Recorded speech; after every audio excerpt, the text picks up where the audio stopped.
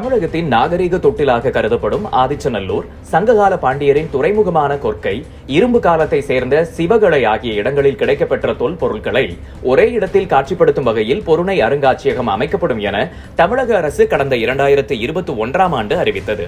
ரெட்டியார்பட்டி மலைப்பகுதியில் தேசிய நெடுஞ்சாலையொட்டி அமைந்துள்ள 13.02 ஏக்கர் நிலப்பரப்பு தேர்வு செய்யப்பட்டு அந்த இடத்தில் அருங்காட்சியக கட்டுமான பணிகள் முழு வீச்சில் நடைபெற்று வருகிறது. இந்த அருங்காட்சியக வளாகத்தில் கொற்கை, சிவகளை, ஆதிச்சநல்லூர் மற்றும் நிர்வாக கட்டடம் என 4 முதன்மை பிரிவுகள் கட்டப்பட்டுள்ளன.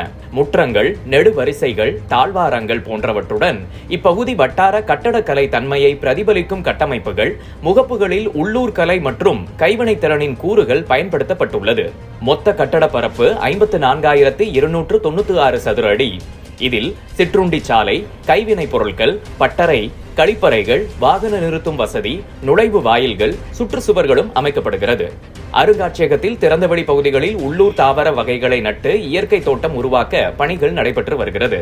இந்த பணிகள் அனைத்தும் ஏப்ரல் மாதத்திற்குள் முடிக்கப்பட்டு அருங்காட்சியகத்தை திறப்பதற்கு முதலமைச்சர் மு க ஸ்டாலின் அறிவுறுத்தியதன் பேரில் இன்று அந்த பணிகளை நெடுஞ்சாலைத்துறை அமைச்சர் வேலு நேரில் சென்று பார்வையிட்டார். பணிகளை விரைந்து முடிக்க மாவட்ட பொதுப்பணித்துறை அதிகாரிகளுக்கு உத்தரவிட்டார். மேலும் தற்போது நடைபெற்று வரும் கட்டட பணிகள், புதிதாக மேற்கொள்ளப்பட்டு வரும் பணிகள் குறித்தும் அதிகாரிகளுடன் ஆலோசித்தார். ஆய்வு பணியில் மாவட்ட கலெக்டர் சுகுமார், மாநகராட்சி கமிஷனர் சுகபுத்ரா, நெல்லை கிழக்கு மாவட்ட திமுக செயலாளர் ஆவுடையப்பன், மத்திய மாவட்ட திமுக பொறுப்பாளர் அப்துல் வஹாப் எம்எல்ஏ, மேயர், துணை மேயர் ராஜு, மாநகர போலீஸ் துணை கமிஷனர் வினோத் சாந்தாராம், திமுக மாநில விவசாய தொழிலாளர் அணி துணை செயலாளர் கணேஷ்குமார் ஆதித்தன், மாவட்ட வக்கீல் அணி அமைப்பாளர் செல்வ சூடாமணி உட்பட பலர் உடனிருந்தனர்.